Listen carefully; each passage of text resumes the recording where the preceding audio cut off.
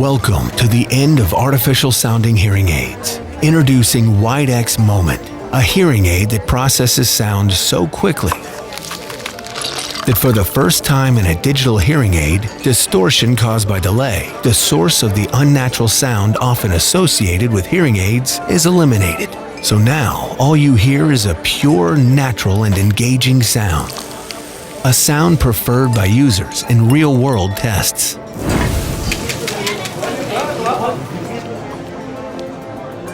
Leaving you free to experience every detail of those special moments that mean the most to you. Pure, powerful, discreet. Widex Moment. This sound changes everything. Welcome to this Widex digital broadcast, the very first of its kind. My name is Klaus Høvelt, and I'm the Global Head of Education and Events, and I will also be your host for the next couple of hours. I am super excited about the show today. Attending this digital broadcast from Widex, you will learn how to empower your clients through improved speech understanding and natural sound quality using the Widex Moment. We will show and explain with empirical studies how Widex Moment, and in particular PureSound, benefits both you, the hearing care professionals, and your clients, always turning the spotlight on the importance of individualization. We will look into the future and present an outlook on how our renowned artificial intelligence can contribute to support our ambition of intuitive integration into our clients' lives. I'm not the only one here today. I have my fantastic colleague, Oliver Townend, who is the lead audiologist for Widex. Welcome to the show. Hi, Klaus. Hi, everybody. So today we will have, of course, you and I, and we will have people in the studio, but we also would like to interact with the audience. How do we do that? That's right. We're going to be interacting with you via questions that you can type in when you see the question interface pop up on your screen. We're also going to have a live fitting today here in the studio. And Klaus, I believe you're off to the fitting area right now. Absolutely. But first, we have a very special message from our CEO, Eric Bernard. Eric is dialing in from HQ as we speak, and he should be here. Hello, Eric. How are you? Hi, Oliver. I'm doing very well. Thank you for asking. And yes, of course, I'm here. Hello. I'm Eric Bernard, CEO of WS Audiology. And I think we all know that we're living through extraordinary times, challenging for some of us. And I really hope, sincerely, that you are doing well, that your loved ones are doing well, and also that your business is going well. As one of the world's leading hearing aid companies, we have very solid foundations and great teams all over the world. And whatever happens, we continue to innovate on the Widex platform, and as you know, mostly from Denmark. We're stable and financially very strong, and it's very important that you know that as you are partnering with us. We launched Widex Moment in March, when the first wave of COVID-19 started to roll over the world. We have pushed the launch through, not only because we believe in this fantastic product, but also because we believe in our partnership with all of you. We never stopped innovating. You need great products. Your customers deserve the best possible, most natural sound. And I'm very proud about the positive reviews all over the world. We have seen many articles in the US and European press that confirm the unique sound of Widex Moment. So natural that they do not sound like hearing aids at all. A US sound guru without a hearing loss even wrote in his review that, to his own surprise, he prefers listening to music now through his Widex Moment hearing aids. I love it. I find this amazing. Again, I want to thank you. I want you to have a great day. I want to thank you for your trust, for partnering with us, and have a great time. Thank you. Thank you, Eric.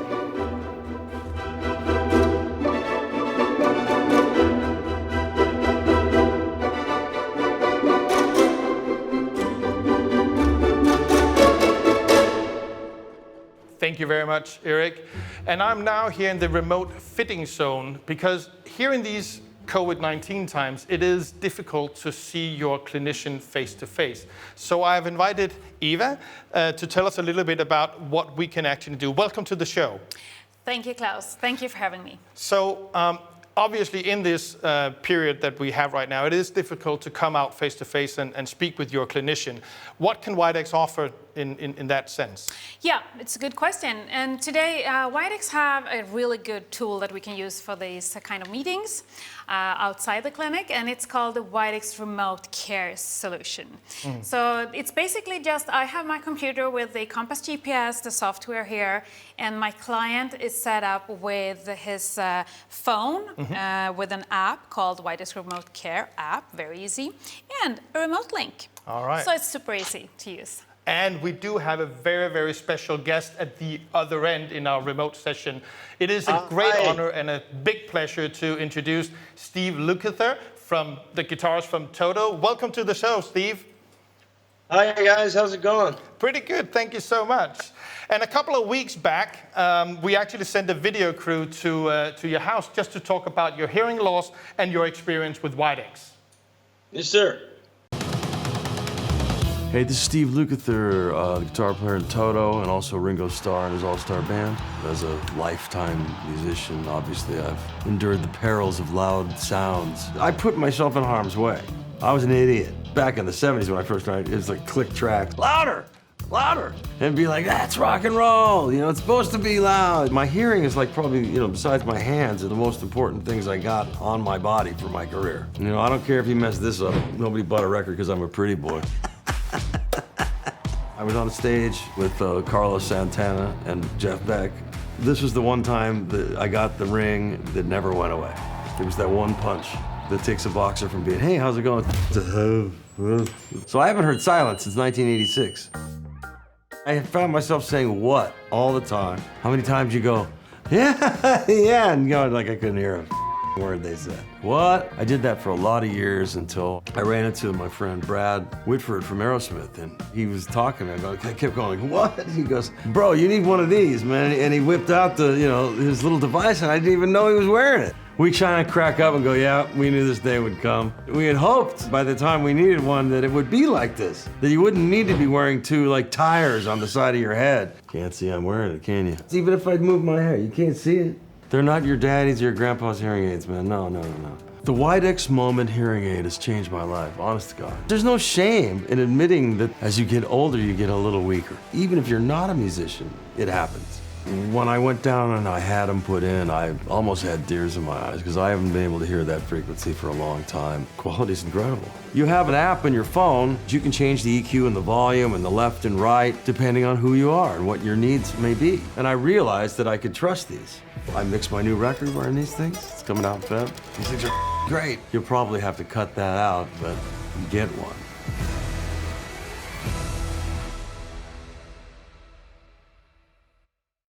Thank you, Steve. That was a great video from your house. I was wondering, what does sound mean to you?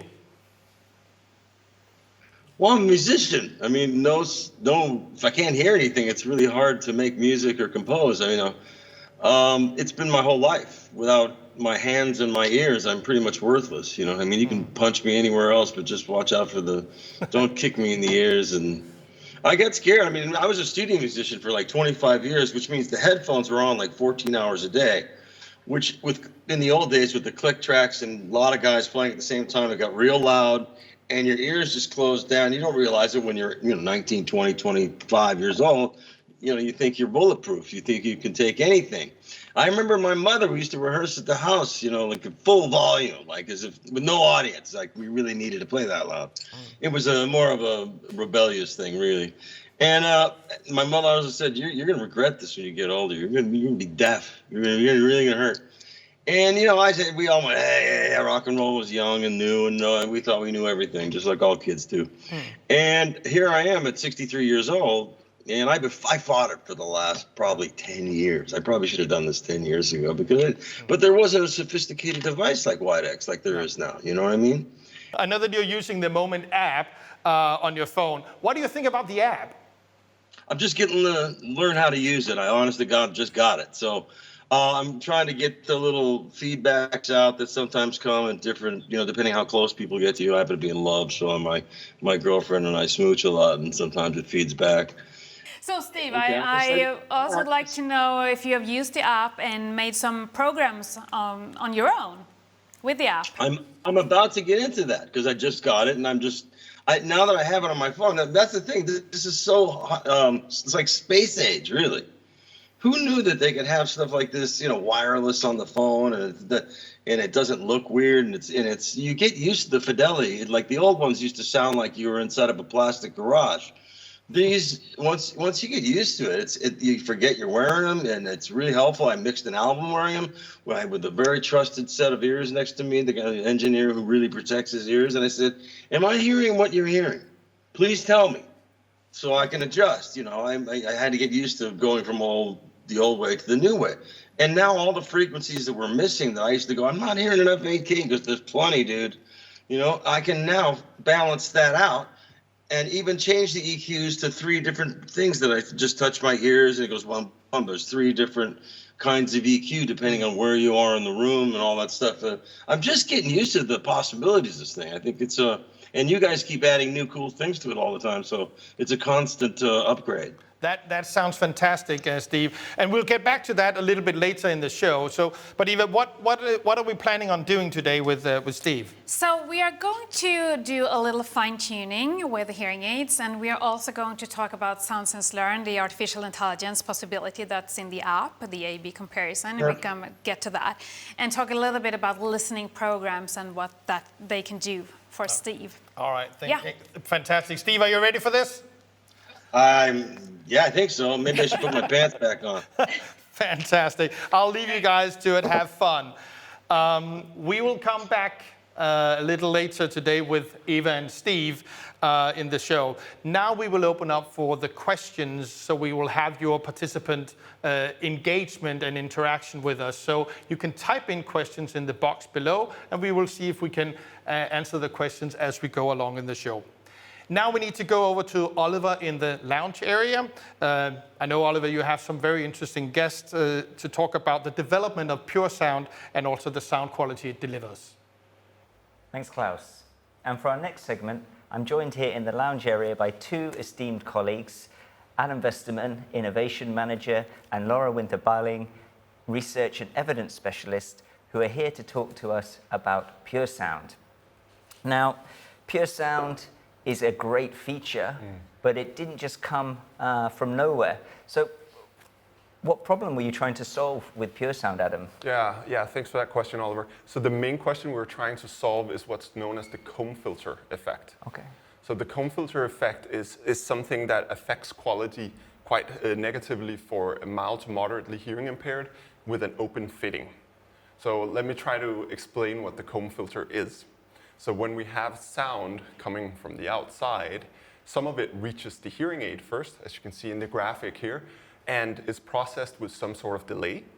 At the same time, you have sound reaching the ear through the mold and mixing with the sound processed through the hearing aid. So when you have 2 sound waves, and they have different delays, and thereby also different phases, and you add them up, what you get is peaks and troughs in the sound wave. This is known as the comb filter effect. And how does this sound? Well, it's the sound of a tube or like a tin-like effect. And it's really what we at least believe is one of the major deficits to sound quality for mild to moderate hearing aids. So PureSound is really the ultimate sound quality, we believe, for the mild to moderately hearing impaired. So designing something to overcome Yes. this barrier in sound quality.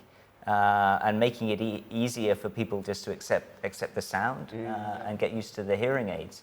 I mean, did this come out of nowhere, or have you built on other WIDEX features? Yeah, so many years ago now, we sat together in an innovation team and really looked at what are the major detriments of wearing a hearing aid. What happens physically, what happens acoustically when we put on a hearing aid. And as soon as we dove into the open fits, we found sort of the comb filter effect staring at us.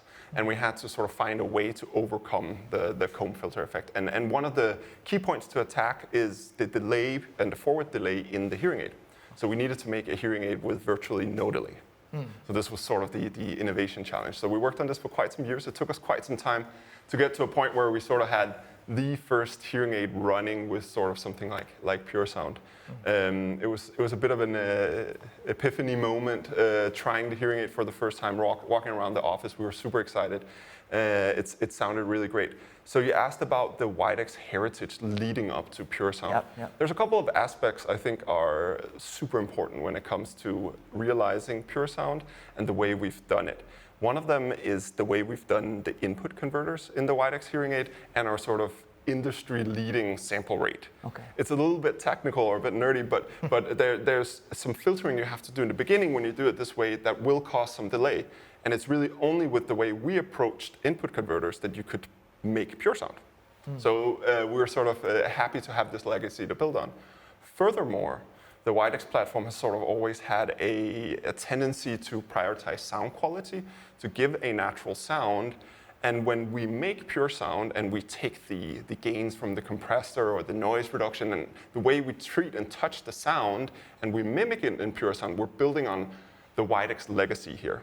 So all the things that make a normal Widex hearing aid sound good also make the PureSound hearing aid sound great. Wow. So what you're saying is that if Widex hadn't paid attention to details for the past 20 years or so, we wouldn't be where we are today with PureSound? No, we would be in a different place. We would have much more of an uphill battle, and I don't know if we would have even made it. Okay, thanks. Right, because the sound was so clean in the first place. To get it even cleaner, it was a challenge, but Widex was in the right place to meet that challenge. If you had to describe PureSound in one sentence, what would you say? Yeah, I think it's the ultimate sound quality in a hearing aid for the mild to moderately hearing impaired. Okay, well, it's clearly a great sound, and you had your epiphany moment when you wore it for the first time, and I certainly thought it was amazing when I heard it for the first time, but we are inside the industry somewhat, and to help us understand if this could be heard by real people, I'm joined here now by Laura, who's going to talk to us about some of the studies we did to see what the effect was of PureSound. Yeah. So our starting point were some measurements of delay that we'll see here. We've got on the left a plot of the frequency on the x-axis and then the delay on the y-axis. And we've done some measurements both for our own hearing aids and for some of the other hearing aids in the industry. And we've plotted some of the competition in yellow and red and green. We then have the Widex standard delay in purple, and you can see it's already significantly lower than the rest, but PureSound that we show in blue is really in a league of its own. So that's the delay. We then see the effect of the delay on the right, where we see the gain and frequency for these different hearing aids, and we see exactly those curves that Adam was talking about, these comb filter shapes for the competition, whereas PureSound shows this nice smooth curve in blue. So that was our starting point, but of course technical measurements isn't enough, right? We want to know what it sounds like to real people. So we had two groups of participants in this study. One group, and I think that's the most important, were the people with hearing loss, mild to moderate hearing loss. Some people with hearing aid experience, some without hearing aid experience. And that's our target group for PureSound. So we really want to know what it sounds like for them. But we also included a group of normal hearing listeners because we wanted to also look at what is the effect of delay on how sound compares to unamplified sound. So what does it sound like to normal hearing people? Okay, but this wasn't a study done in the lab. No, exactly. We had to navigate this slightly tricky continuum in the hearing aid industry that you can either go to the lab and do something really nicely controlled, you know what the input is, you know all the acoustical parameters, and that works nicely for some things. And then you can also go into real life and just let people rate their sound in a lot of different situations. We do that with something called ecological momentary assessments, and that's also a very nice tool for some situations. But for this particular study, we wanted something in between. So we went for a guided walk methodology, where the researcher, in this case me, takes people out into different situations in the real world. So we are out of the lab, but we go to the same kind of acoustic environments. We ask people to do the same things so that everybody has similar experiences. It's not perfect. Sometimes it's raining and it sounds different. Sometimes there's a truck backing and it sounds different. But overall, it's quite similar. And it also has the nice side effect that you don't just get a preference rating, for instance. You can also ask people, so why do you prefer this particular sound? Okay, cool. So what were the findings in this? Do you have any graphs to show? Yeah, I've brought along 3 graphs. The first one, you see here, is a really simple comparison. We are looking at all the situations in which people performed a rating. So they simply listened to 2 programs, program 1 and program 2, and said which one they preferred. And we see here for the group with hearing loss that almost 3 times as many times they preferred PureSound compared to standard delay. For the group with normal hearing, it's an even stronger difference. So overall, binary rating, it looks very strong for PureSound. The second graph we see here is a little bit more complicated because we're looking at not just the binary preference between PureSound and standard delay, but at how much people prefer it. So I asked, whenever people had a preference, I said, well, do you think the program you prefer is a lot better than the other one? Is it better than the other one, or is it a little better than the other one? And that scale can then be translated into numbers, going from -3, meaning that standard delay is much better, to +3, that PureSound is much better. And what we see in this graph is that for each and every single type of situation, we actually have a PureSound preference. So the mean degree of preference is always for PureSound. It varies a little bit. It's stronger in some situations than in others, but it's there for the whole range of situations. And that's really important because we don't want to send people out into the real world with hearing aids that sound great in 3 types of situations and terrible in 3 others. So it's an important result, this one, that it holds across the board. And then the final graph is another fairly simple one because we also at the end of this guided walk experience asked people, if you could only have one hearing aid program, which one would it be? And here really we see an overwhelming majority saying PureSound. So you see the hearing loss group on the left, and here we've got 85% who prefer PureSound. And you see the normal hearing group on the right, and here we've got 100% who prefer PureSound. And I think it's interesting with the group with hearing loss that we're actually looking at a group who are used to delay, because not everyone, but more than half of them are already hearing aid users. And all hearing aids in the industry have this delay. So they're used to listening to the delay, and they still prefer PureSound. And for the normal hearing group, it's also really a strong result because it shows that this PureSound is a lot more similar to unamplified sound than standard delay would be. Okay, thank you. Cool, those are really impressive results. Klaus, I believe you got some questions. Yeah, I heard that as well. In. So, yes, I can see. And the first question that we have is actually about this guided walk study, Laura. It is, in this study, the guided walk, what were the people's reason for preferring the PureSound program? That's a good question, and it's also something that's really nice about the guided walk, that we can get those kinds of reactions. The most frequently occurring things that people said were that it's more natural and that it's less noisy. And I think the less noisy really refers to the absence of this comb filtering, because that sounds like noise. So those are the majority that say that. But there are also a number of other reasons. So some say that PureSound sound clearer. Some say that it sounds warmer. Some say that it sounds more pleasant. There are all sorts of words that are put to it. But it's really naturalness and less noise that stand out. Okay, thank you. I hope that was a good answer for the person who asked. The next question that I have here is, what are your thoughts about the future of PureSound? And I guess that's for you, Adam. Yeah, it's really an exciting future. I think we've opened up a new field and a new approach to processing sound in hearing aids. I think we're really onto something. That's what we see from Laura's studies as well. And now we just have to sort of go down the path. So there are many features that we haven't touched upon. Everything needs to be adapted. Everything needs to be thought out of in that way with a PureSound approach.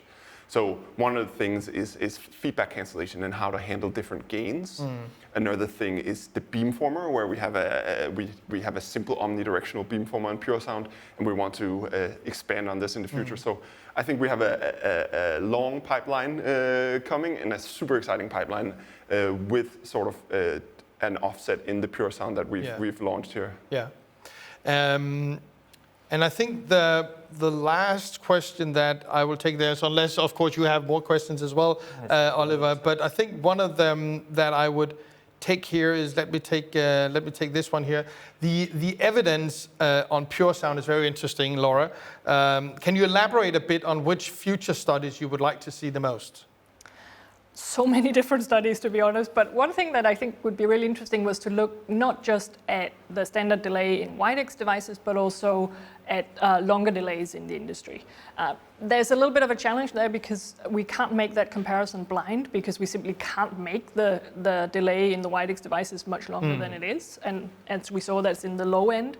But I think it's something that could be interesting to work with, looking at, well, what's the effect of different steps of delay really on sound quality. Okay. So that's one thing. Another thing is really also looking at not just the sound quality, but also at speech understanding with PureSound. It's important that the sound quality doesn't come at the cost of reduced speech intelligibility. And as Adam was saying, we have an omnidirectional microphone, so we want to look at, well, what's the effect of that on speech intelligibility. Okay, all right. Don't know if you have any other questions? I really just wanted to hear from Adam, because this is your baby. I mean, when you heard it for the first time, it took you aback. Did you know it was going to be as successful as it is? No.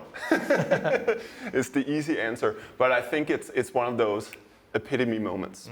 And the beauty is really in the simplicity of it. Right. Because it is just hearing it with an extremely low delay.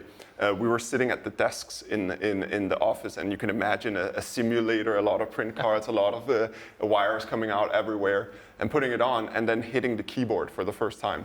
And as developers, we wear hearing aids a lot because we like to listen to our algorithms, and we're used to, a keyboard has this very hollow, tube-like clickety-clack sound. All of a sudden, it was like, right there. It was so sharp, and that was sort of, okay, we're onto something here. But from there, and this is some years ago, getting it to a full product, it's been a long ride. Wow, and you must be so proud of it. Oh, I'm at least excited. I'm excited to see what's going to happen at least. Thank you, Adam, for that answer. And thank you so much for all the questions that you have typed in the boxes.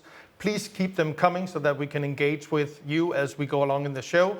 Thank you so much for those that we have so far. Thanks, Klaus. And thank you, Adam and Laura. It was a pleasure having you with us in the studio today.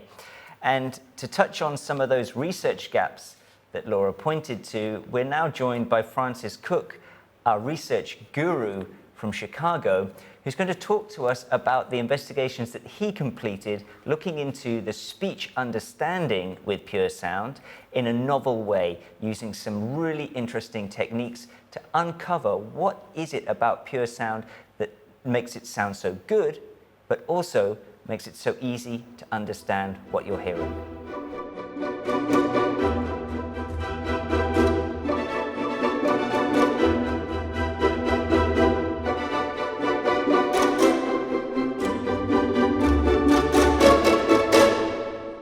Thank you, Oliver, and thank you for inviting me to this broadcast. It is indeed my honor to be able to share the experience that we have with our customers. I think during your interview with Laura and Adam, he mentioned two things. One is the fact that this low delay feature has this wonderful, very short delay, and that could potentially help speech understanding. And the other question that you raised that we were thinking about is the fact that it doesn't have the directional microphone. So we asked two questions in our study.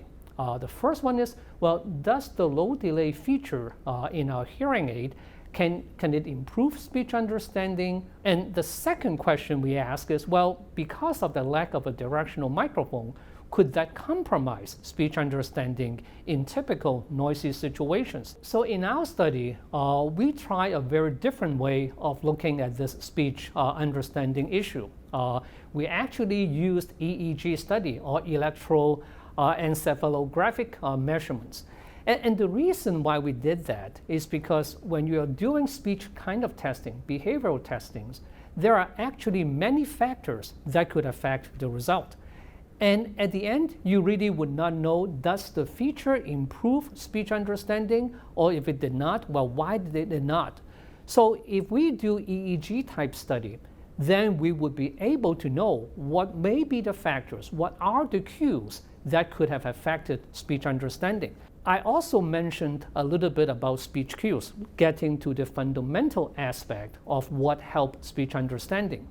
Indeed, if we look back a little bit, take a step back, and try to understand how we understand speech, we usually do a process which we call auditory scene analysis. So what that means is that a listener, when he gets to a noisy place with many people, he will take the speech sounds, it all goes up to the brain, and what he or she will do is to listen to these sounds, extract the features from these sounds, and kind of group all these features together, so that if a particular sound has like this kind of fundamental frequency, this kind of onset, this kind of pitch, then this would likely be coming from the same person, from the same talker.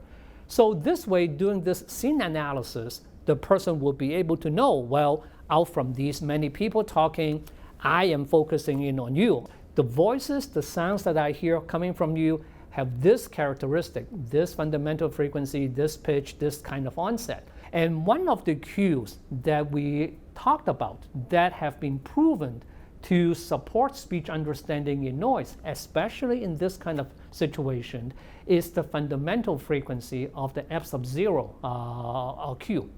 And what this cue is very simple, because we all talk with a particular fundamental frequency, some lower, some higher. So this is one cue that we have. And this cue, we know from the scene analysis, is highly correlated with the person's ability to distinguish one talker from another talker in a background of noise. And this cue has been proven to highly correlate with speech understanding in noise. The response that we measured, the EEG response that we measured, is called frequency following response, FFR in short. And more specifically, we were looking at the envelope following response. So you say, wow, all these terms here, what exactly does it mean? Well, the FFR, the EFR response is a surface recorded non-invasive method that allows us to measure the brain activities when a sound actually goes into the brain. Okay, so if you look at this particular figure, we see a sound coming from the left side, or my left side here, and you can see this sound going to the ear, go up the brain, and it gets processed. It mixed with the sounds from the other ear. It gets influences from the cortex, from the brain down, to modify the goodness of this sound. So when we do EEG, when we do FFR type response, we put an electrode on the person's vertex. We put one on the forehead and one behind the ear. We present the sound many, many times, and then we average the response. We average the brain wave that is picked up by the electrodes on the head. And you can actually see some similarities between what we recorded versus what we put in. Okay, if you see that, you can see the da sound, with all the harmonics and stuff, and you can actually see something similar to that on the right-hand side. So what we did in this particular study is we measured the EEG response. Okay, we take this response and we separate out the envelope from what we call the temporal fine structure. Because this response looks so much like the stimulus that we put in, that's why we called it the frequency following response. And because we look at the envelope of the response, we call that the envelope following response, or EFR, in this particular study. So this figure, what I'm sharing with you here, is the stimulus, is the envelope of the da syllable without the da sound at the beginning. So it's basically the harmonics of this particular sound, okay? And you will see some interesting things. So if you look at this figure here, you see 4 little peaks, okay? That's the harmonics that is in the da syllable. And an important point to note is that those peaks are actually separated by about 10 milliseconds. So that, of course, reflects the fundamental frequency of 100 hertz of the particular speaker. So important to note where the peaks are in this particular response. Now, what I'd like to share with you now is the result of the first manufacturer number 1. We can make at least 2 observations. One is that with this green response, we saw the first 2 peaks only. We see a peak at 20 milliseconds. We see a peak at 30 milliseconds. We don't see the peaks from other areas. So the third and the fourth peaks are pretty much gone. And the amplitude, of course, in the other peaks there are much smaller than the first one. Now, if we further look at the second manufacturer, okay, the one with the purple line, the one with the 6 millisecond delay, we see similar patterns. But in the third and the fourth peaks, we do see a little bit better of the envelope. Now, even though you see a little peak, the peak is also not at the same peak, not at the same phase locking at the stimulus that we see. So if you pay attention to the third one, the peak is moved a little bit earlier, as well as the fourth peak is also moved a little earlier than the peak that we saw in the original signal. I'm sure you'll be asking, so what does the PureSound movement look like? Well, wait no more. Here's what we see. So now what we have here is the response, is the neural response, the EFR response of the PureSound program superimposed on the other 2 neural response. And you will see 2 things that is rather obvious. One is that the blue waves, the PureSound that we see, has 4 very well-defined peaks, and they synchronizes, they phase lock to the signal very well at 20, 30, 40, 50 milliseconds. They don't just appear with the first 2, they appear with all 4 of them. That's what we call synchrony, better synchrony, or better phase locking. The second thing that you see is that the peaks of those things are much higher, much more robust, much more even than what we see in the other 2 manufacturers. Okay? So that is also a very distinct feature there. So what does it mean? What are the implications of this?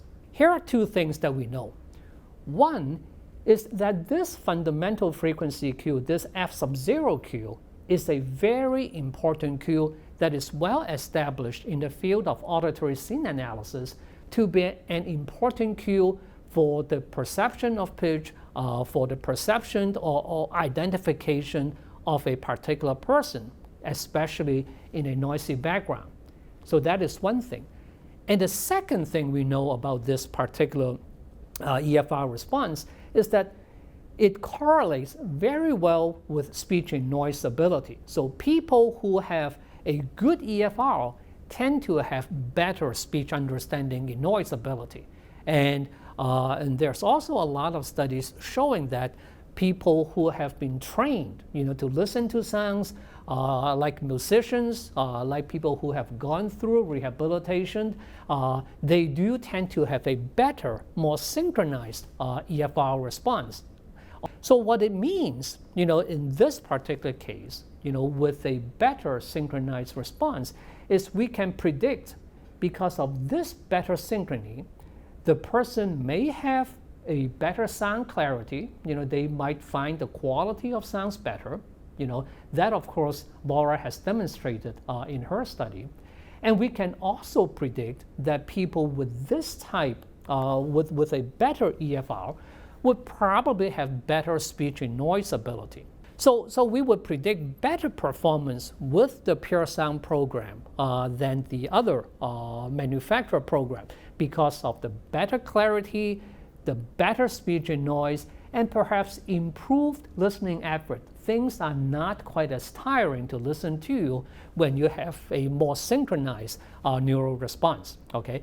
And this, of course, could be very important. Why? Because with this improved performance, the person is likely to accept the hearing aid sooner. So one question that some of you may ask is, well, you don't have a directional microphone in the PureSound. How do you justify that? Is it of consequence? Well, and that is true. That's a very good question. But if we think about it, from 2 lines of evidence, then we may think that this may not be as critical. One is we know that the benefit of a directional microphone decreases as the vent opening increases. And of course, the target audience, the candidate for the PureSound program, are people with mild to moderate hearing loss, people wearing an open ear type fitting. The second very important question is the signal to noise ratio, where we can see a directional microphone benefit. We see that the benefit typically occurs in poorer signal to noise ratio, like a 0, -5, those kind of signal to noise ratio situations.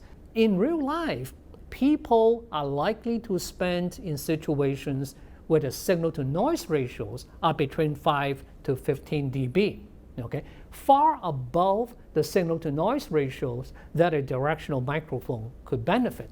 So that is why in the second study that we did, we purposely look at and compare the performance, the speech and noise performance of the listeners with the PureSound with our competitors that have the directional microphone and see if indeed it makes any difference.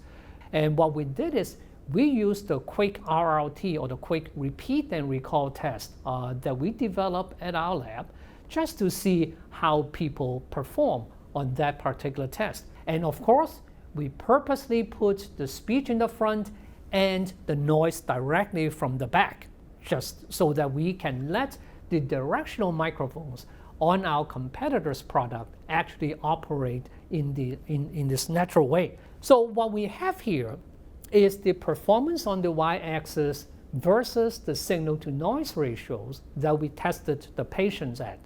And the different shade here is the normative performance, what normal hearing people would do on this particular test. So if you have a data point in the green area, that means someone performs better than 95%. And if you are in the yellow area, that's in the bottom 5%, meaning that you really have a problem. So 2 things that you can see. One, all 3 hearing aids perform similarly. Okay, they are almost on top of each other. That demonstrated to us that even though we do not have the directional microphone in the PureSound program, it works as effectively as our competitors' hearing aids. Okay, and that's important to note. And by the way, they all have adaptive directional microphone and fancy noise reductions and everything else. The second, perhaps also very important thing to note, is that all 3 hearing aids put the patient's performance in the blue area there. And that to me is more important because that is the bottom range, the lower range of what normal hearing people could do on this particular test. Okay, so we are very pleased to say that with this, with the PureSound program, it performs as effective as our competitors' hearing aids. But what if someone goes in a really, really noisy situation, even though that's not typical, even though that's not realistic? We have this feature which allows the user to simply switch from the PureSound program into the universal program or the master program, where you can specify whichever microphone mode you want. So in summary, what we have done in these 2 studies to demonstrate 2 things, 2 very simple things. One is through the use of EEG measurement, we are able to identify a particular cue, the F sub 0 cue, which is an important cue for speech understanding in noise, and we can show that it does improve that. It does provide the brain with a better neural input, goes up to the brain for processing. So you can kind of look at that, as like fresh food, versus processed food. Okay, so in fresh food we see that you don't add anything, things are natural. Okay, so that the person's digestive system can digest and assimilate easily. The same I think can be observed with the low delay technology, with the EEG response that we measure. In essence, we are giving the brain a healthier neural input. So the brain can have an easier time to process and to easier to understand. The second thing that we were able to show here is that despite the lack of a directional microphone, under realistic signal to noise ratio conditions, person can use the low delay program, the PureSound program, enjoy good sound quality with minimal effort and not affect the speech understanding in those noisy situations. So I see a potential with low delay technology starting another revolution, another advancement in our field, and the studies that we can do is plentiful. And that's all I have, and thank you so very much, Oliver. It has been lovely for me to share our experience with you. Thank you.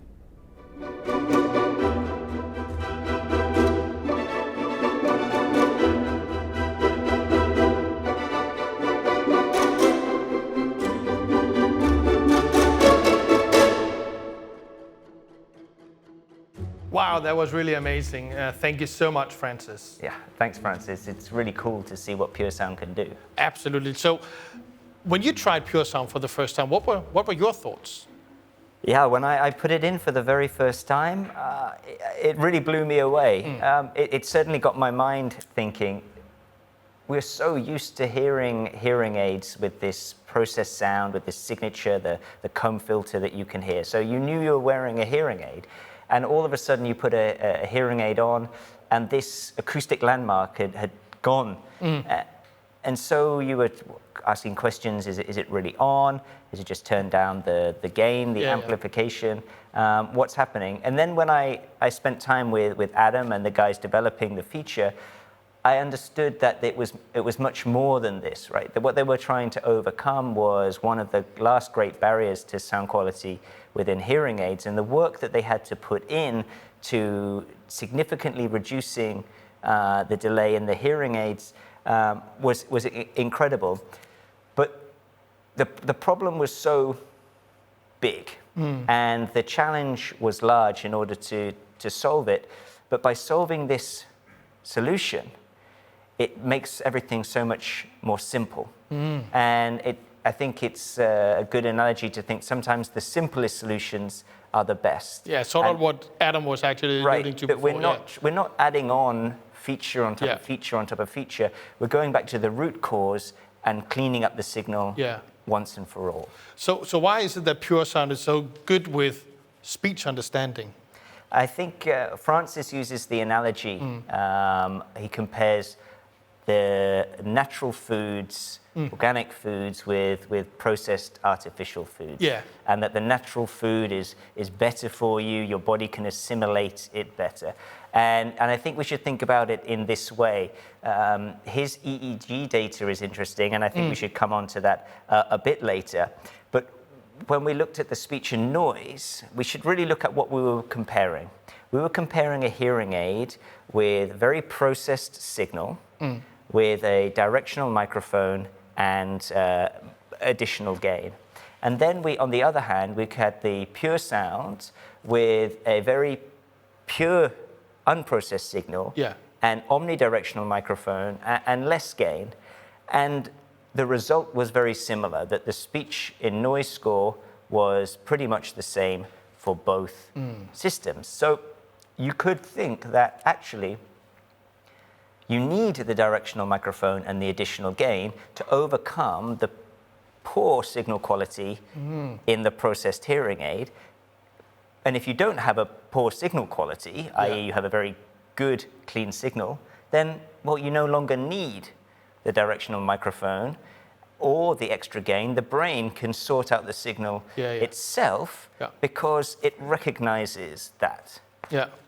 So you also mentioned the EEG data. Is there anything in this data that sort of back this up? Yeah, this recognizing of the signal is really clear in the EEG data. So Francis talks about the fundamental frequency of speech. That means the fundamental frequency of your voice and my voice is going to be subtly different. You could think about it really as the pitch of different people's voices. But it also is about the overall tone and the characteristic of your voice compared to my voice. And when we have this fundamental frequency, it makes it very easy for your brain, your hearing, to separate speakers, to separate speech from noise.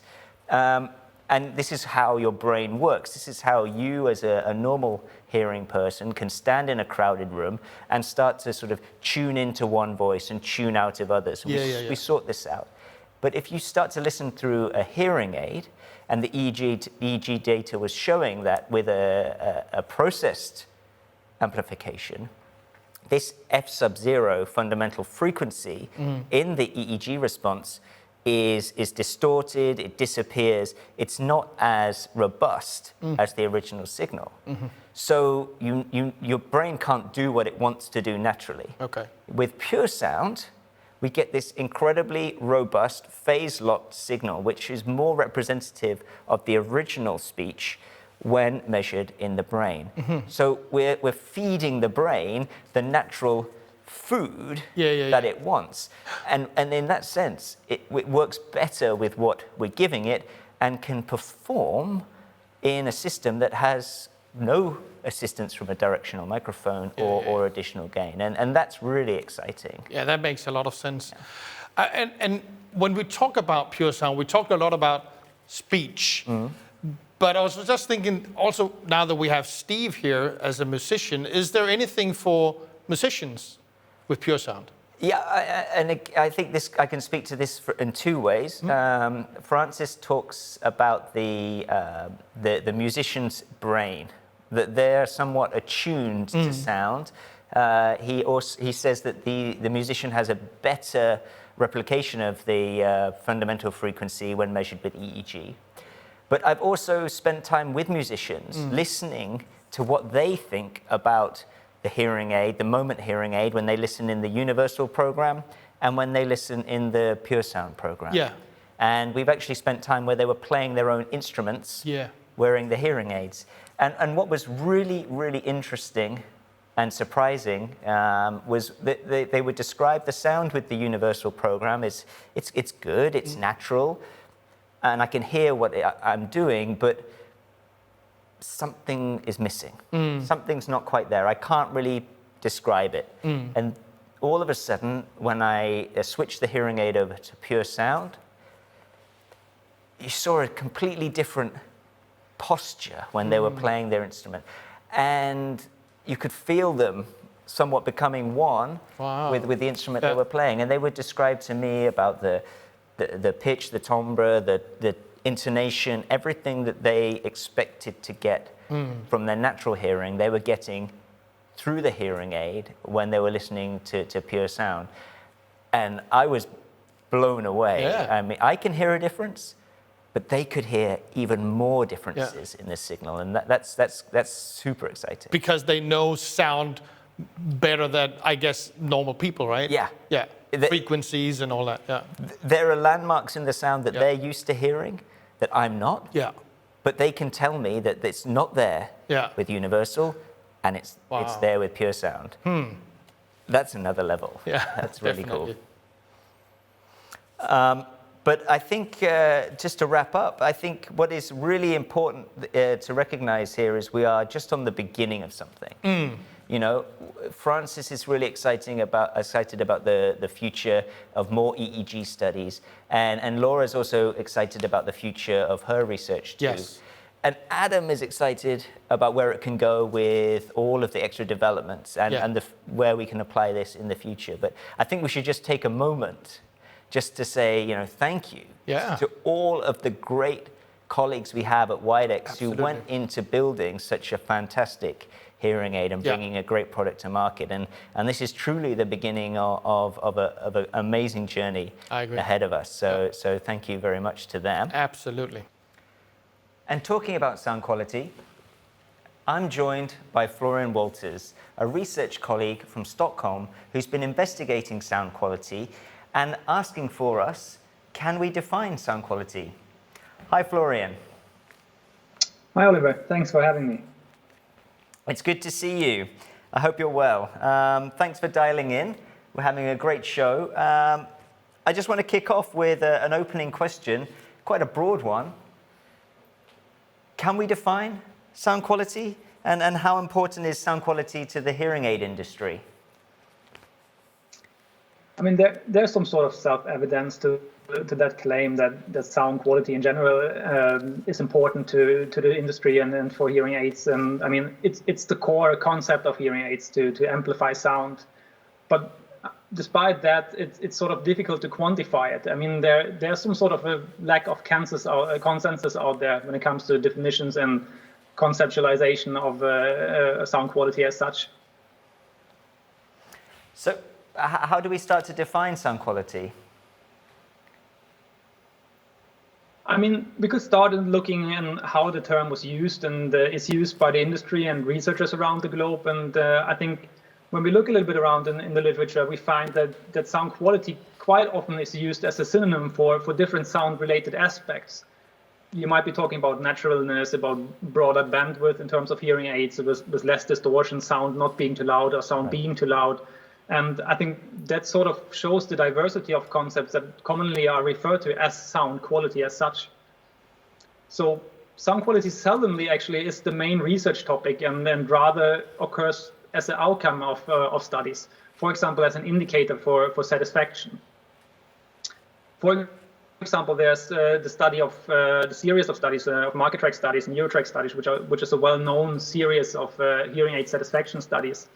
And they have been around for 20-something years. And I think ever since sound quality was identified as a main driver for hearing aid satisfaction, while the factors least correlating with satisfaction were non-sound related aspects, such as battery life or handling the hearing aid, the volume control or the visibility of the hearing aids. And I think that somehow shows the importance of sound quality as such. And interestingly, there are many studies that actually correlate sound quality with satisfaction, but they are seldomly elaborating on causality, meaning it's not always evident, or the question is not always answered whether good sound quality leads to higher hearing aid satisfaction, or if people being more satisfied with the hearing aid for other reasons simply use the hearing aids more often in a longer time and just accept the sounds and have a better attitude towards sound. So another finding, an interesting finding that the market track studies revealed is also that newer hearing aids quite often lead to higher satisfaction in their studies. And that sort of reminded me of a statement that I saw from the popular YouTube audiologist, Dr. Cliff, where he more or less states that sound quality doesn't matter so much when you choose your new pair of hearing aids, since all the major brands that are out there actually have a quite good sound quality. So we're all in the same ballpark when it comes to sound quality, maybe, but has anybody tried to define sound quality before? Have there been any previous attempts? There have been some, and I specifically want to mention two of them, which might be of interest to our industry as well. And one of them was done by Zakharov in 2018, and in his sort of definition, he mentions that the sound quality, or the quality as such, sort of is the suitability of a sound to a specific situation. Right. And while sort of in the same direction goes the definition by Blauert and Jekosch, which was done in 2012, where they say that the quality marks sort of the perceptual distance between sound character features and a set of reference features that the person has.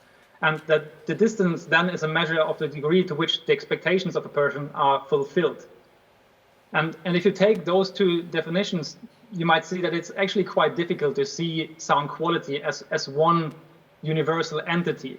And it's really important to consider context and look into those small aspects of sound quality that add up to a concept in the end. So we actually started at looking at different aspects of sound quality and the relationships between these, and differentiating between what can be measured on the one hand and what is perceived on the other hand. Wow, that's really interesting. So you can characterize things in sound between what can be measured and what can be perceived. Yeah, and there's actually a third part to that, but I can visualize that on the graph, which sort of summarizes this train of thought. And if you look at the visual and see the leftmost column, and where we actually start off with the core of sound, with the acoustical characteristics that a sound has, which are objectively physically measurable. And there in the list, we see just a number of examples that we counted at. And that's, for example, bandwidth, the frequency content, compression parameters that we have in the hearing aids, processing delay, distortion, roughness, sharpness, all the things that the sound has as such and that is measurable. But then we put the people in place, and there's the ear in the chain, and then suddenly you're perceiving those acoustical characteristics in a certain way. And if you look at the middle column, you see some examples of what percepts are out there and typically measured in part of studies out there in research. And there we have things like loudness, clearness, brightness, and other things like richness of the sound, comfort of the sound, roughness, sharpness there as well, because it's both a percept but also an acoustical measurable characteristic. But those two, there's a relation between them, and that's quite important that you define what you are talking about actually, if it's the characteristics or if it's the percept. And then the rightmost column is the very important column that often tends to be forgotten, and there's lots of context about sound. As we heard in the definitions that I referred to earlier, there are things like the suitability of a sound to a situation, the appropriateness, if the sound is acceptable in a certain situation, and people have different expectations on how things should sound. And there's this perceptual difference, which Blau talked about, the difference to a reference that people have. So I think all the things together sort of give an idea about there's more than just the term sound quality. There's a whole concept that we have to keep in mind when we talk about that. So one mistake people are making is that they're maybe attributing sound quality to one thing alone, and we really should look at the total picture when we consider sound quality.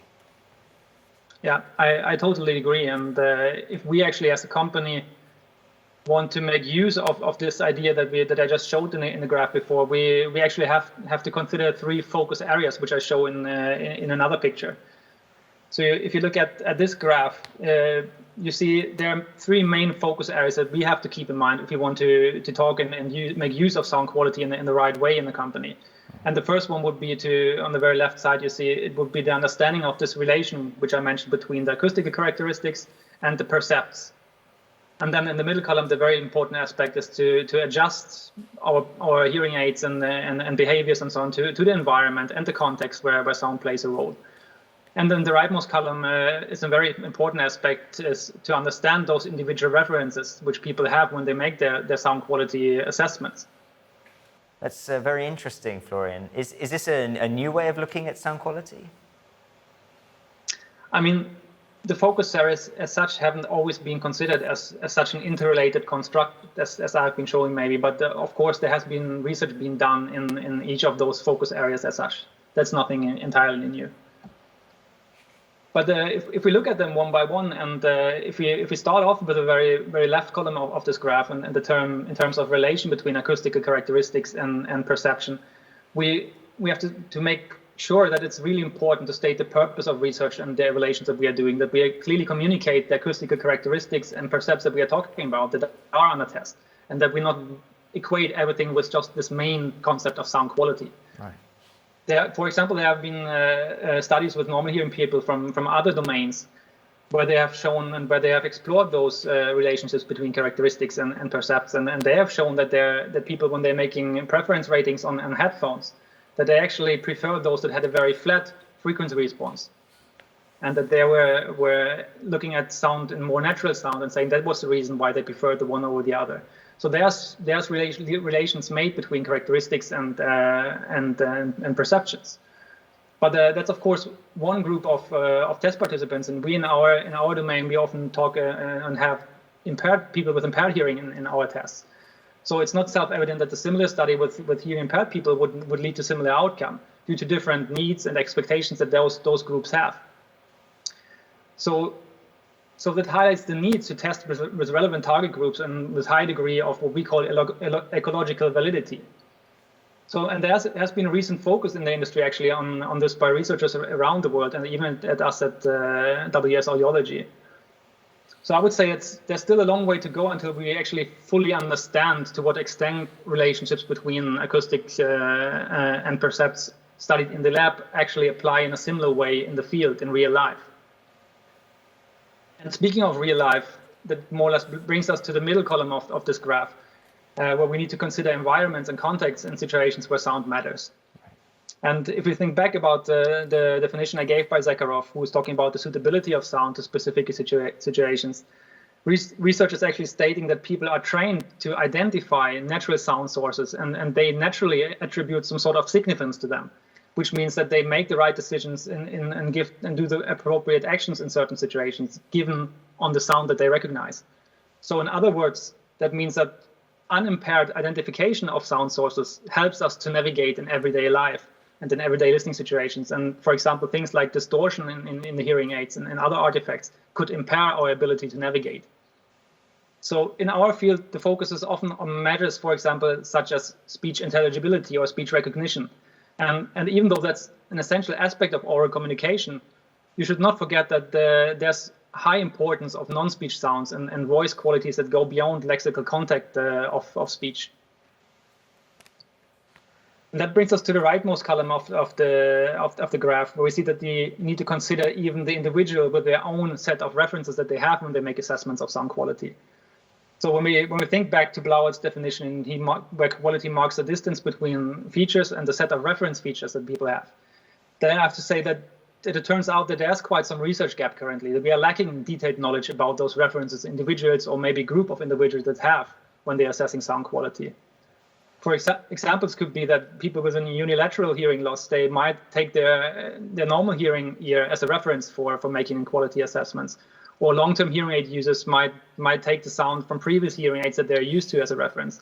While people with quite mild hearing loss, they could take HIFI equipment as their hearing aids or as their headphones at home or their TV or favorite stereo as a reference. So there's really a research gap.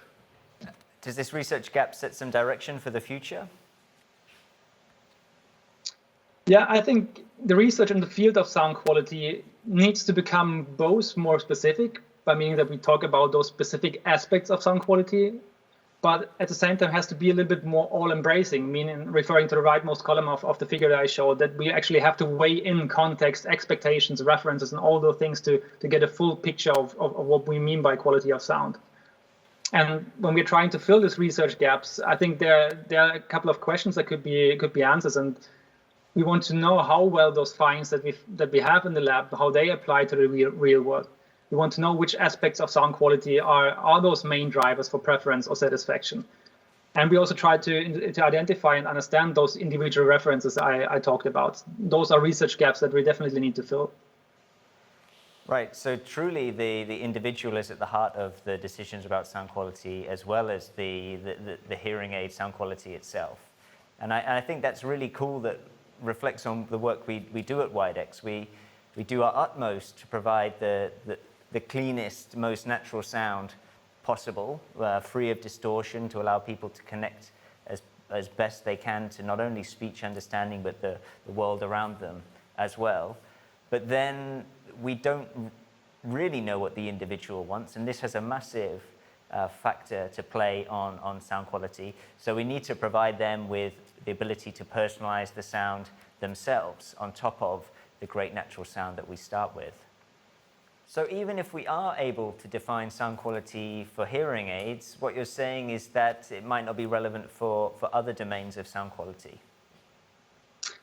Yes, I think the concept of sound quality or the quality of sound might differ for different applications and disciplines of science, but we still can have an impact on the quality of the provided sound by really thoroughly adjusting and choosing the acoustical characteristics of hearing aids.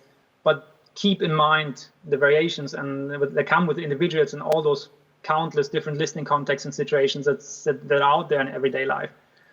So as long as we are unable to really commonly have this definition of sound quality, which is applicable for all the situations, I think a valuable approach could be to actually provide sound as pure and natural as possible for each individual.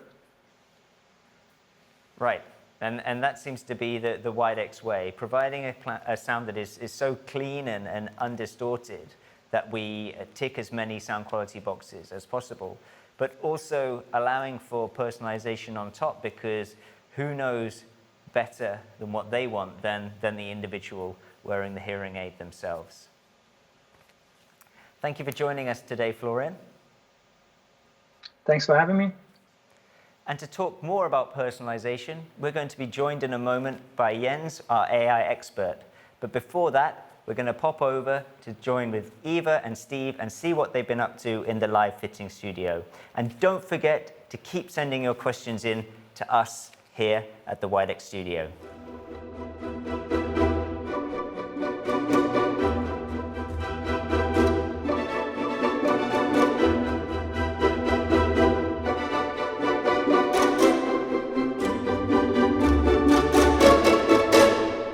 Thank you very much, Oliver. And over here we have a lot of fun. What have we been up to for the past 20 minutes? Oh, well, we have been discussing and exploring the Sound Sense Learn, the artificial intelligence, and the possibility that opens up for people that are using hearing aids today. So it's very cool. I think you liked it, Steve. Yes, I do. I have it right here. I don't know if you can see it. Oh, there it is. Can. Steve, I want to know how do you feel about this whole remote consultations? What are your thoughts about that? First off, it's fantastic, especially during these COVID times and all that stuff. Where everybody's afraid of everybody. But for so many reasons, because I travel so much when I can travel. I've been on the road for 45 years. I say if I have an issue, I could call the doctor, or I could just myself go, wow. Let me go in here and re-EQ this or something for the building I'm in, or sometimes they're big arenas, or sometimes it gets weird. I also take them, and this is interesting that you'll know, when I take these out when I perform and I put my inner monitors in, they're EQ'd exactly the same as the WIDEX in the deficit in my hearing. So I have a completely different EQ on my channel than everybody else in the band. So I've taken this technology and brought it to the concert hall. I've been turning all my rocker friends into it, or finally around my age, going, I surrender. I want to talk to my kids. I want to talk on the phone. I want to listen to TV without scaring everybody in the house how loud it is. And so, I mean, this is a really great high-tech thing. And even if I can do this, if I can make this work, anybody can. I'm lucky to turn the phone on, okay? I'm that guy, child of the 60s. I know this is really user-friendly. This is the best thing I've ever had. This is the best invention, man. I mean, the best money I've ever spent. So, Steve, I know that you've been talking to Eva about this whole AI and the A/B testing, and you played around with it just a little bit. What are your initial thoughts? My initial thoughts are, I'm just getting into it. I just got this app. And I'm playing with it, and it's really user-friendly. And being able to be in another situation, say I have it set for mine the way I live now, whether I'm out in public, whether I'm rehearsing or doing a session or something like that. Pretty much that's the universal setting, And then if I'm in a crowded room or I need a little more amplification, I need to hear a little louder, I have another thing. And this is all the programmable stuff that we have right here. And that's this part. And I've been finding that, and it's really great for people, right? The Sound Sense Learn. This is you press new program, and right here it says, what is your current activity? Now, for me, I understand engineer talk. Like if you say 8,000 kilohertz to me, I know what that means. The average person may not know what that is, but they certainly do know what's your activity. Dining, entertainment, family gathering, outdoor, party, quiet, shopping, socializing, watching TV, etc. Yeah. And you could hit on that, and it comes with a pre-programmed EQ for that considering after your doctor's figured out your hearing, you can also change it manually, even by frequency, if you wish to mess around with it. And you can also go back to where you were very easily. Yeah. See, that's the problem with me. I start messing with this stuff. I'll say, for instance, I'm going to say I'm watching TV because I'm talking to a computer right now, right? Yeah. So I'm going, wow, okay, well, let's see where this is at. And I hit next, and it says sound profile A active, right? You got this? Yeah. It just has two big buttons for like an idiot like me.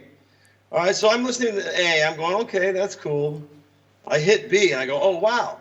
That frequency has turned up where my voice would be, where your voice would be. So that would help me in communication with you and I. Yeah. And so I would say it says neither is better, but it also has this right here in the middle, which you can go A to B or mix. I'm going to go B is much better and hit next. It says steps 1 completed. That's how easy it is. I will leave you guys to play more around with these things for the next segment. And we'll check in with you guys a little bit later. Hi. Speaking of AI, we are now joined by one of the smart guys who are behind the AR engine in Widex. He's sitting over with Oliver in the lounge. And now you can also see that you are more than welcome to pop in more questions, and we will answer those questions later in the show. Over to you, Oliver. Thank you, Klaus. And we're back in the lounge area again, where I'm joined by another special guest. Here with me today is Jens, who is our head of artificial intelligence. Welcome to the studio. Thanks, Oliver. I just want to kick off with a pretty broad question. AI, what is it? How do you define it? Yeah, so that's a hard question to answer, I think, and probably there will be a lot of different people out there that has better answer than I have, and probably also have another definition than the one that I'm sort of at least thinking of when I think of what AI is. So to me, AI started as not a, should we say, solution, but more like a sort of problem statement, so to speak, maybe even a philosophical one for engineers. Decades ago, sort of asking themselves, couldn't it be cool if we could build something that can do the same as humans can do? Sort of, maybe in a really sort of small, contained task that could be playing simple games or just a robot walking, I don't know, simple stuff. And the way to deem if we sort of made AI would be to say, can a human then tell the difference? Is this task solved by a human, or is it actually a machine behind the curtain actually doing this? There could also be chat robots or something like that.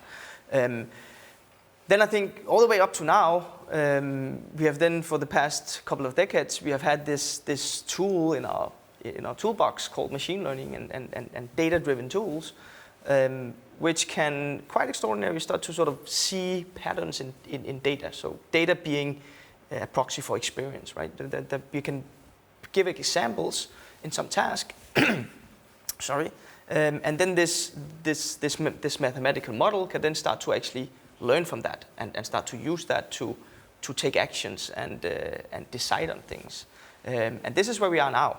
And if we go back to the problem statements, we also now start to see that maybe we have actually gone a little bit, or maybe not, or even a little bit, maybe actually quite far from the original, should we say, statement of what if we cannot tell the difference? What if a human cannot tell the difference? Because today, you might have situations where the AI system actually solves the task better than the human. So a human behind the curtain would be able to tell the difference because the machine has actually sort of been better in some really limited tasks on this specific problem. So not even coming to the same level as a human intelligence, but even going further than that? At least further if the machine and the human go hand in hand. Okay. So I think, to me, we have sort of gone a little bit away from the original, should we say, sort of really, I'm an engineering geek, so I'm allowed to say this, sort of really geeky task of saying, couldn't it be cool if we could do this? Now we actually sort of really looking at problems where we actually make a difference, where we make a difference by using AI together with the human to make a better life for somebody. That could be in our case in healthcare.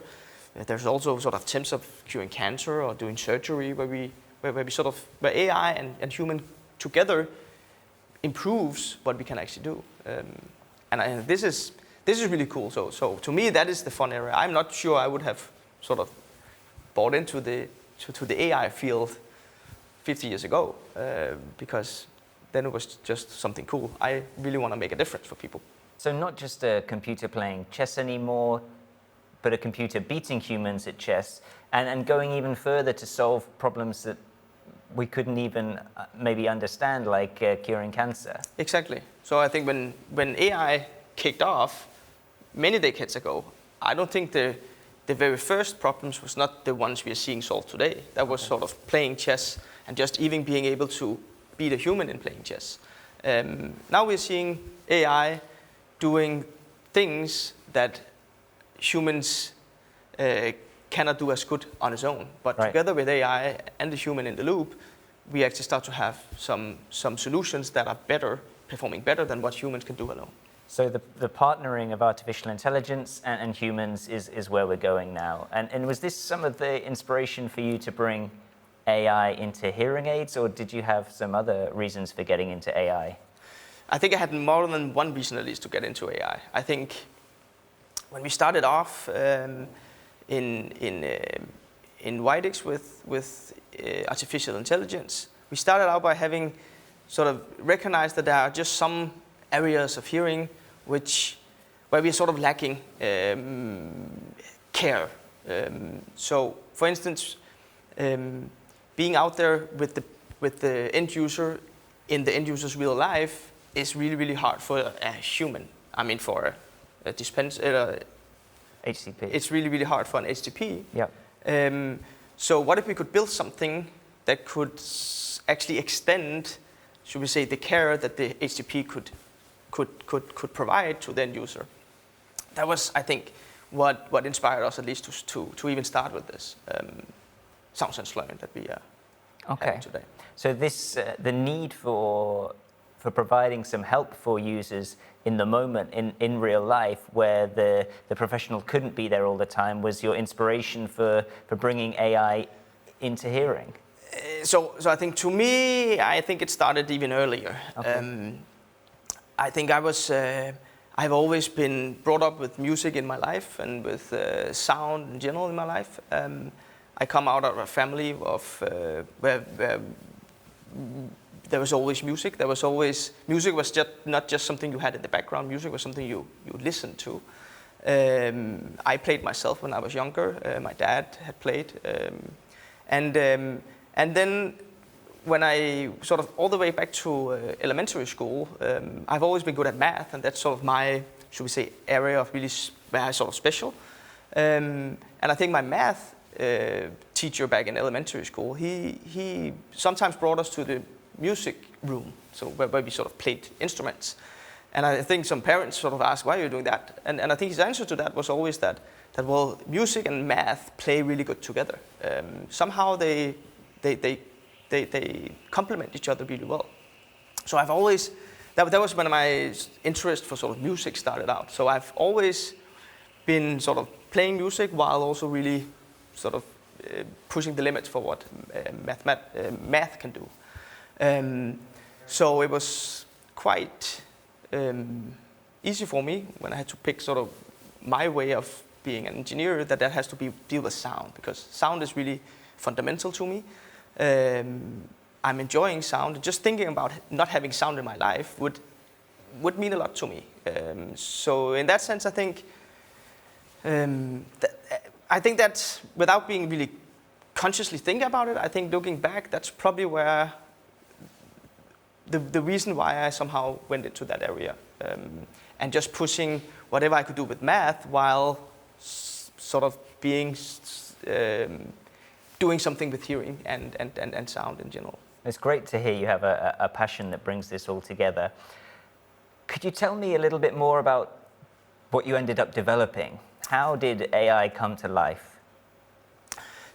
Yeah, so it started in I think 2010 when I actually had to do my master's, being an electronical engineer with a focus on acoustics and signal processing and all these areas of expertise that we are doing in the hearing aid industry.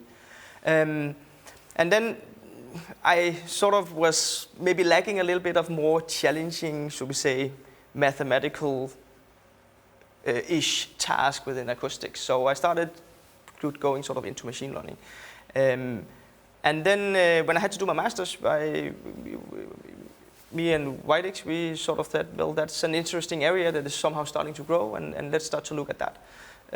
So it started all the way back there, back then, and then I did my PhD within machine learning, which is now called more or less AI, where we started to develop the first, should we say, theoretical foundation for what we have in Samsung's Learn. So when I was sort of finishing my PhD, I think both I and Widex thought that this was a really interesting area to look into. So from that point on, we really started to sort of striving to actually making this possible. Because I think there's been previous attempts to do something similar, but now we had a technology that could maybe do the job. So Jens, what was the problem you were trying to solve? So the problem we were trying to solve was the fact that the audiologist cannot be there with the end user all the time. The end users should be living their lives. They should think about sort of experience all the great sounds that is around them. But there are times where things are not just completely right. And instead of having to go through all that hurdle of remembering what type of sound was it that was wrong and what situation was I'm in, book an appointment with HCP, trying to explain the problem that I have with sounds. I can do that because I'm working with sounds, but normal end users is really hard to actually describe sounds. It's even hard to describe sound for me. And then the audiologists have to sort of figure out what to do with the sound and so forth and so forth. So, what if we could make this, should we say, extension to the HCP's care by providing something that maybe could fix that problem or that specific issue that the end user had in that moment really quick, and then going on just experience sort of being satisfied with whatever sound there is right now, and then going on.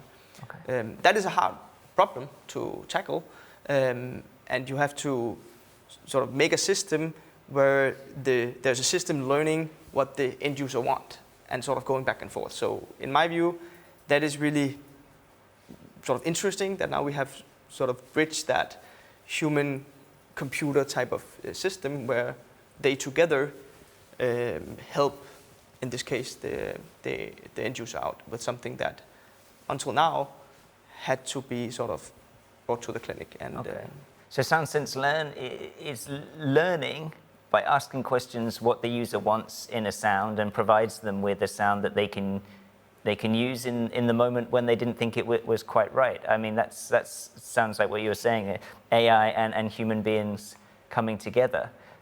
Yeah, exactly. That was at least what we tried, and also think what we have built. We have built something at least capable of learning what the end user want in that moment. And all these programs being created by people with AI must be really cool to see. Yeah, so I think sometimes I have to pinch my arm a little bit. Because I think me and SoundSense Learn go way back. So for me, it's sort of maybe my first child. Now I have two sort of real humans at home. But I think maybe this is probably the first child that you had to nurture, and you have to sort of actually being able to do great things in the real world. And seeing how much data we actually get from SoundSense Learn, being a testament of people actually using it and enjoying it, it's quite extraordinary. So we get a lot of data from real end users. We do it completely anonymously. So we don't want to sort of know who is doing what. But what is interesting is sort of learning what is that people want in the real world in different situations. So to be able to take another leap in sort of the understanding of what is it people need to have in the moment in the real life to really enjoy wonderful sound around you.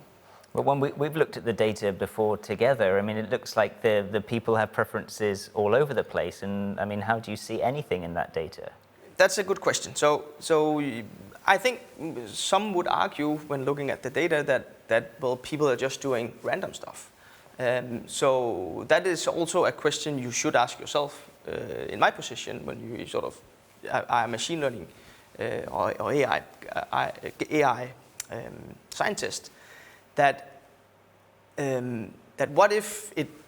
I mean, how do we prove that this works? So what we did was that we tried to not only look at the top of the iceberg, because what we're seeing here is only the final setting of the program that the end user trained in the moment. Mm-hmm. But also end users did a lot of different preferences along the way. And bringing all that together from end users across the world and actually having a model that will only learn something from this data if there is a pattern. That was what we tried to do. Okay. And when we did that, we could actually find some really, really interesting patterns where we could start to see that, well, apparently there are some, should we say, clusters or patterns in the settings that people want for specific different environments. Okay, so you're not just looking at the final program created, but the journeys that people took, all of the A/B comparisons that they made, so reviewing all sounds and this huge data pool of real reviews, then you can start to see some clusters. Yeah, exactly. So I think along the way it's quite extraordinary because I think this is sort of a data set that we would always have liked to have, sort of just having a lot of preference data from all the end users around the world. Okay.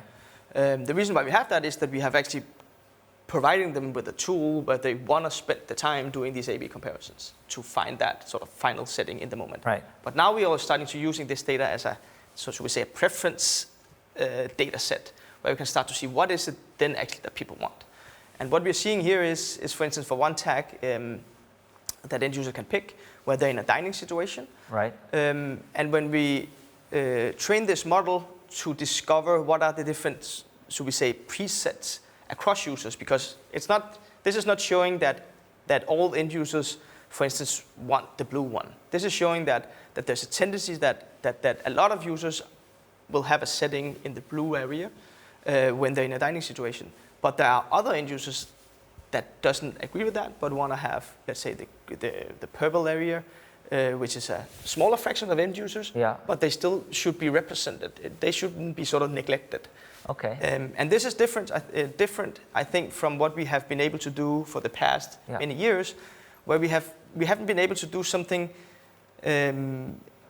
sort of fundamentally different than what the majority of people want. Okay. Want. Here we have a system that can really sort of dig into what is it that the individual people actually want. So in that dining situation, you could say that there would be a high probability that some users will like the blue preference cluster and some users will like the green preference cluster. Yeah. So you can, at least to begin with, you can make some smart predictions when people are in these areas where they may like the settings to be. Yeah.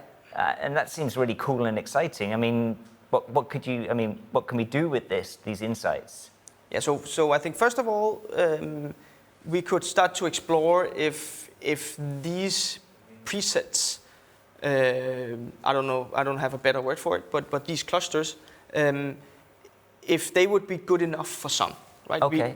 We can see that some end users, a lot of end users might just want some of these presets. Okay, so try these out first, for example. Exactly, and then try to take it from there, because I think there's probably also a process of how much time do you want to spend in training your precise sort of setting in that moment, countered towards sort of how much better do you want it to be. So I think bringing these insights back to the end users, to me is fundamental, because at the end of the day, we want to improve the end user's life, and we don't want them to spend a lot of time spending time if we already know what the result would be to begin with. And this is what sort of takes one step in that direction, at least, that now we can maybe sort of jump the fence, so to speak. It almost feels like it's going full circle. We have AI helping users to find perfect programs in the moment, and then you use some more AI to analyze that, and then so thousands of people with the help of AI can help people all around the world. I mean, it seems like this perfect partnership between human intelligence and artificial intelligence. Exactly. You can see this is teamwork on steroids, maybe. I mean, a lot of people helping each other out, finding sort of suggestions for other people. And I think this is some of the things that AI gives you if you do it right. That's really exciting. AI is pretty cool. And I actually have quite a few questions from the audience that has been ticking in.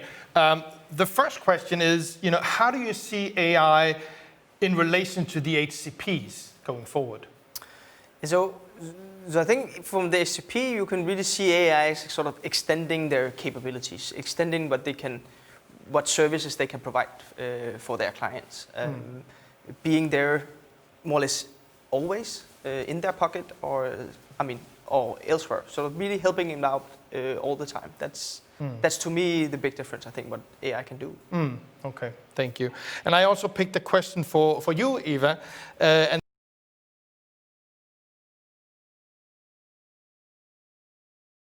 remote care. Well, that's a very good question, Klaus, and thank you very much for that one. Well, as you can see and have seen over the past hour here, me and Steve, we have been through the fine-tuning, the programs, how to use the Sound Sense Learn here in Compass GPS, but there's also possibility to do the feedback test and sensogram, so there's actually no limitations whatsoever with the Widex Remote Care. I'm glad you're saying that. That's what I thought as well. Maybe we have time for one last question for you. Then this is, when it comes to client and end users, what are the future possibilities with AI, do you think? So I think from the end user's perspective, I think AI can sort of simplify things for them. They will end up seeing things as being simpler, but actually more capable. At least that's what I hope we are actually able to achieve. Thank you very much for that answer, and also thank you for the past 20 minutes or so with your engagement here and all the insights that you have brought to the show. Thank you so much for participating, and thank you also, Oliver, for doing that. No problem. And I will now join Steve and Eva to see what they have been up to for the past 20 minutes.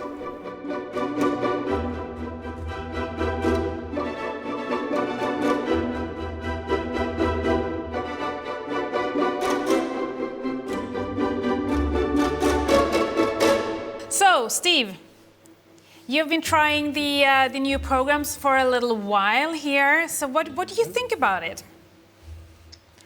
I was really just happy that it was easy to use, because a lot of times people overachieve by adding too many options and making it more complicated. Anything that requires me to pick up a manual and my ADHD kicks in, I'm like, oh, the first paragraph, you know what I mean? So it's no help for me at all.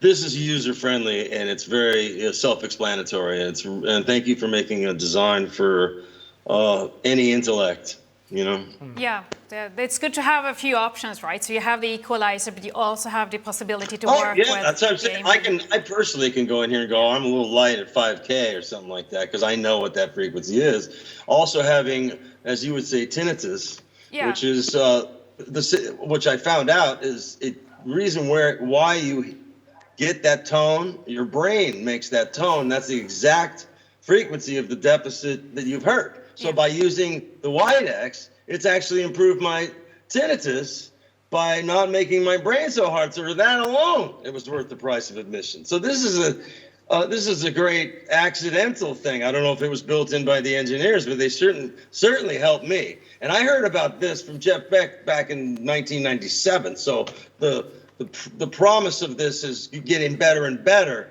has truly shown up in this little box, and now that it's in everybody's phone. That's my girlfriend, by the way.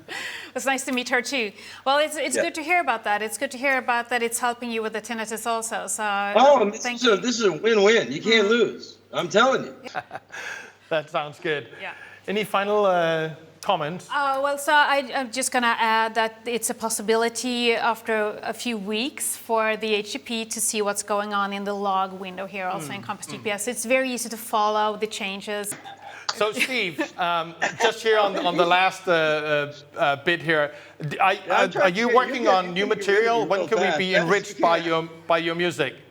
Actually, I am. Both myself and Joseph Williams from Toto have solo records coming out February 21st on Mascot Records. And we're going to be touring as Toto, assuming that we're being able to leave the country and things cool out next summer. Yeah. And I've spent the last year learning a lot about myself and really getting to know my kids and my family and sleep in my own bed and be in love and do the self-improvement. Thankfully, God is gracious being able to do that. But also learning about what's really going on with people that are not so fortunate, and trying to do our best. And maybe this will bring us all together as people. Maybe we learn from the isolation that we miss people and we should be nicer to each other.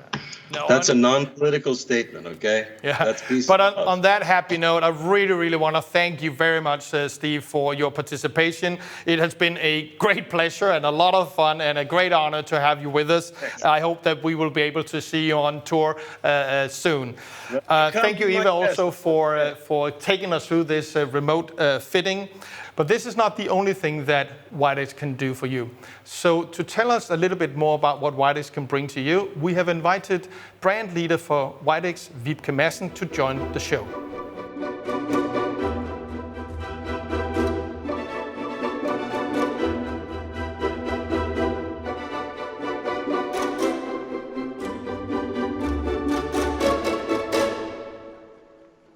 So, Vibke, welcome. You are the global head of the WIDEX brand.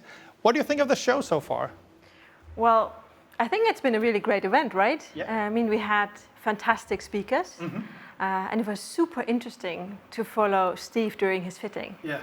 In these moments, I really feel proud and honored to lead a brand that is able to deliver this kind of sound experience to people that are hearing impaired. Oh, I agree so much. And you're relatively new to the company, that's no secret, but what was your first impressions of the WIDEX brand?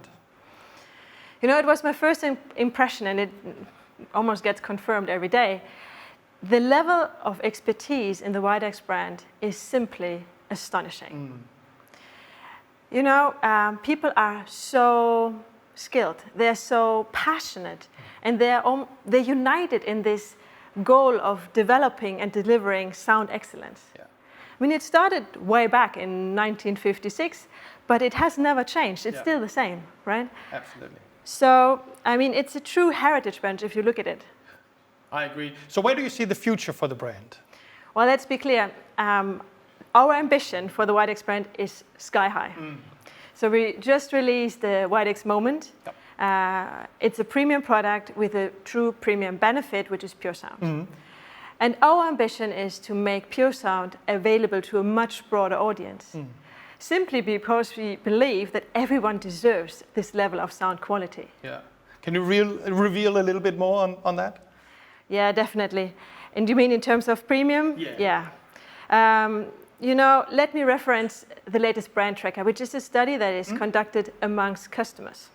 So WIDEX is recognized for three main attributes: trust, support, expertise. Yeah. So really great values, I believe. Yeah. So what we're going to do is to build on these values that have been built over decades, and we will create an ecosystem around the product that is delivering on this notion of premium.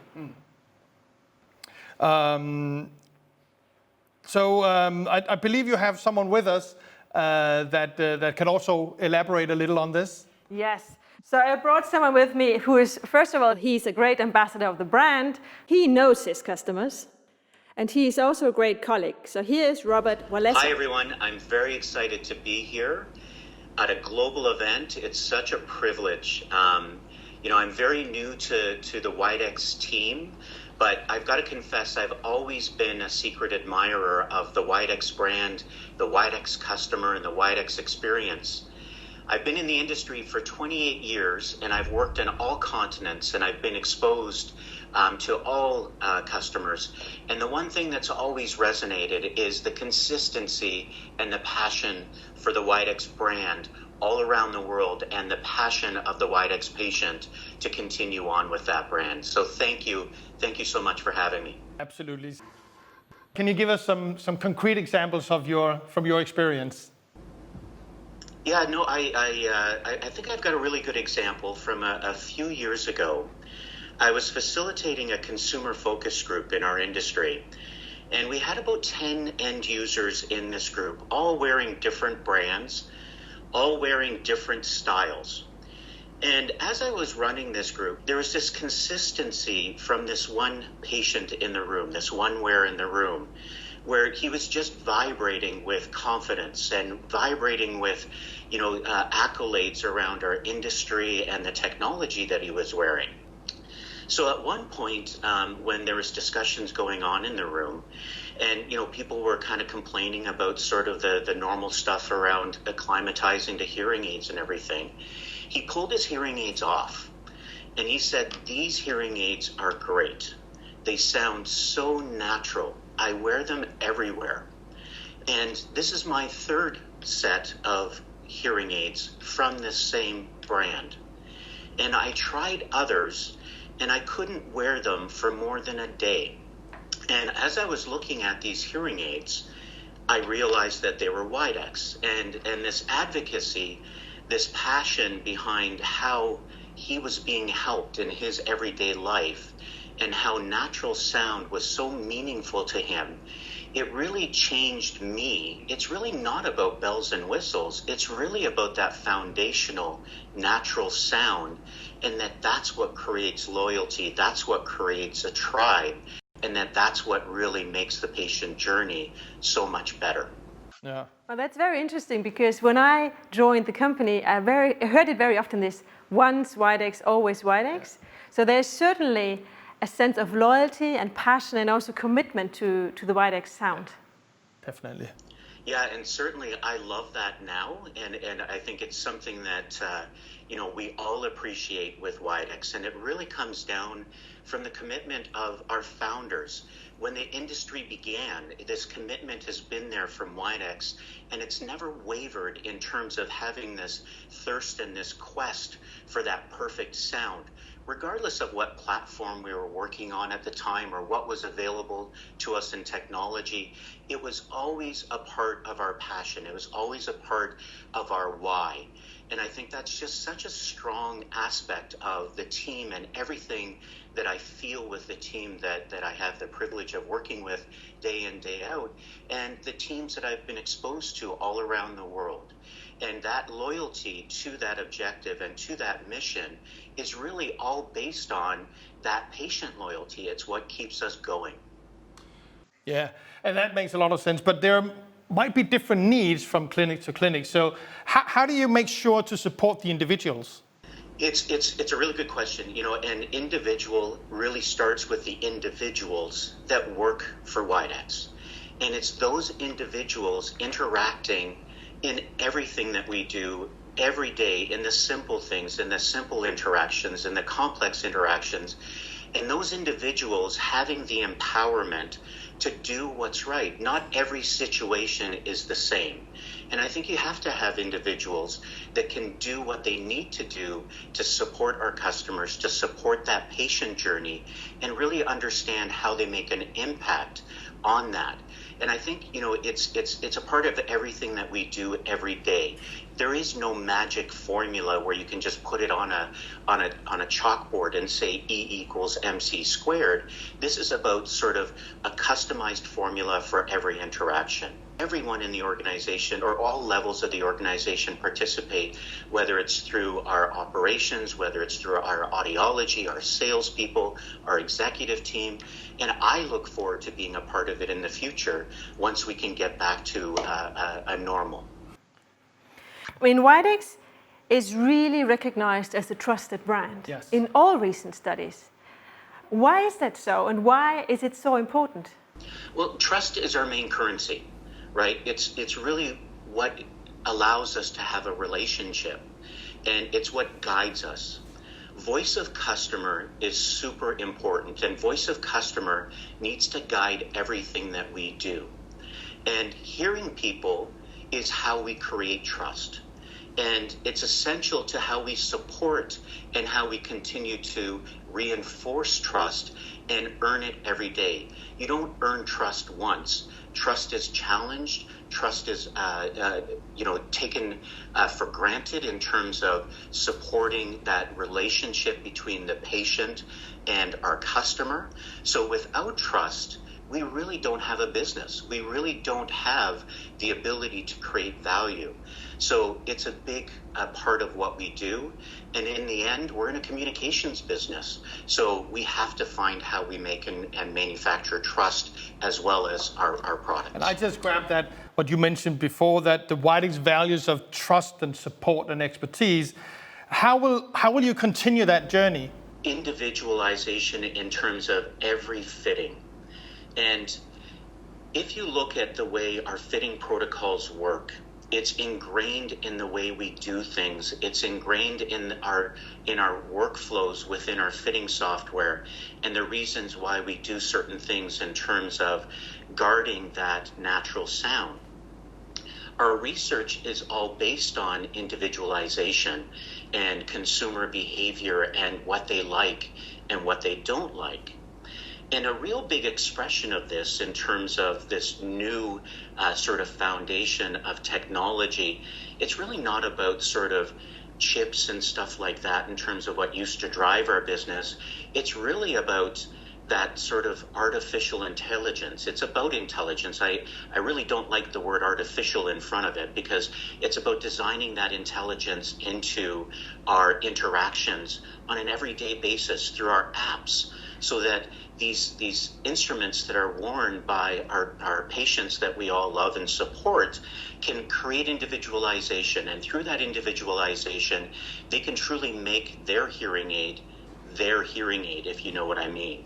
And that's what really creates natural, because natural is a perception that is different for everyone. As we know, everyone has a different hearing loss.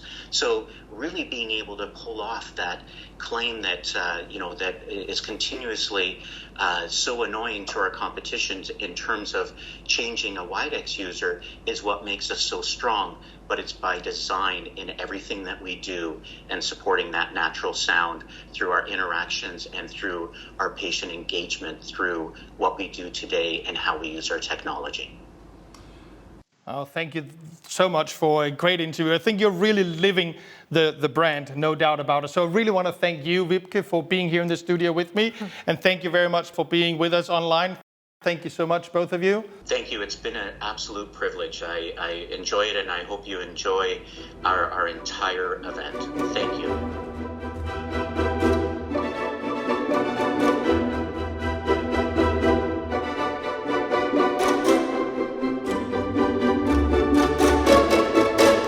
A huge thank you to all of our studio guests today.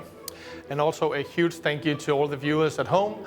We hope that you have enjoyed it as much as we have here in the studio and that you have gotten something out of it. Thank you all very much. Goodbye. Goodbye.